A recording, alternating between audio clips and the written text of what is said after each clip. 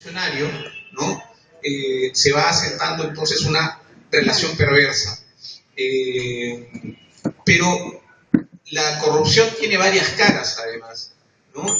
Ese espacio de corrupción en donde uno acude por servicios y no los encuentra por diferentes razones, o los encuentra mediatizados por solicitud de favores o dinero, ¿no? Es el espacio de la pequeña corrupción, es el espacio de lo que se llama la corrupción administrativa, es decir, hay allí una afectación permanente a esos servicios a los que el Estado, de los que el Estado es responsable, pero además hay situaciones de corrupción distintas.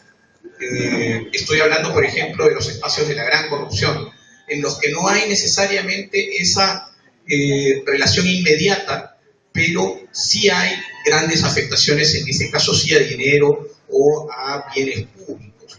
Y estoy hablando también en ese espacio de producción de actos de corrupción de algo sumamente importante que también orada la institucionalidad democrática del país.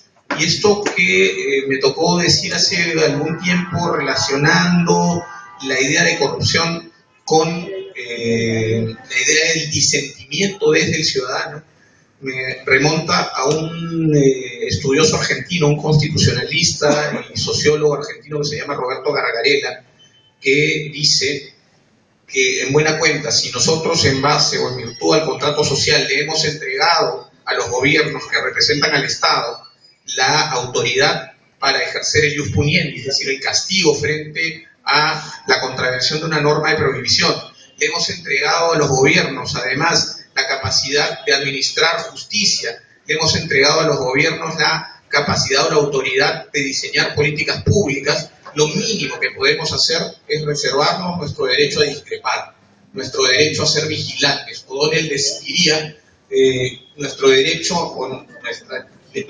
ciudadano a pedir rendición de cuentas permanente de esos representantes, ¿no? Esa es una labor que debe cumplir permanentemente el ciudadano. Pero ¿qué pasa? ¿No? Pasa pues que en determinados espacios, cuando uno quiere ejercer esa ciudadanía y quiere protestar o quiere alzar la voz, ¿no? En algunos espacios esa reacción es repelida, ¿no? Es violentada, es atacada. Mientras que en otros espacios, cuando se disiente, por ejemplo, de políticas públicas que benefician a colectivos, ¿no? El disentimiento se puede expresar muy fácilmente en gestión de intereses.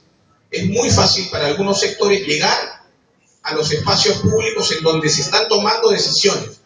Es muy fácil para algunos llegar a hacer notar ese disentimiento o esa disconformidad y entrar en esos espacios, permearlos y muchas veces cambiar el sentido de las políticas públicas en favor de intereses privados o de intereses de unos cuantos, ¿no?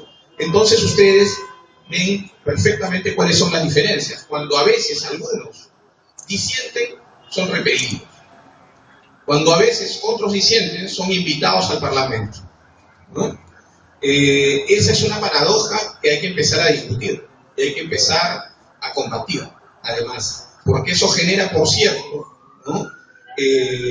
Por un lado, mayor desconfianza del ciudadano respecto de la forma en que se diseñan políticas públicas, pero por otro lado, además, ¿no? Un problema de desinstitucionalización permanente y progresiva.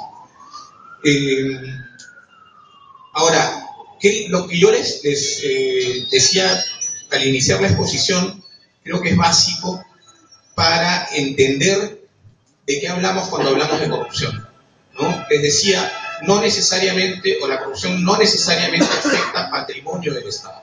Es verdad, ¿no? Si ustedes, les puse algunos ejemplos, pero si hacemos un ejercicio básico de algún acto de corrupción del cual ustedes hayan sido testigos o hayan conocido, pues se darán cuenta que siempre hay un correlato que tiene que ver con vulneración de derechos fundamentales. Siempre, en todos los casos.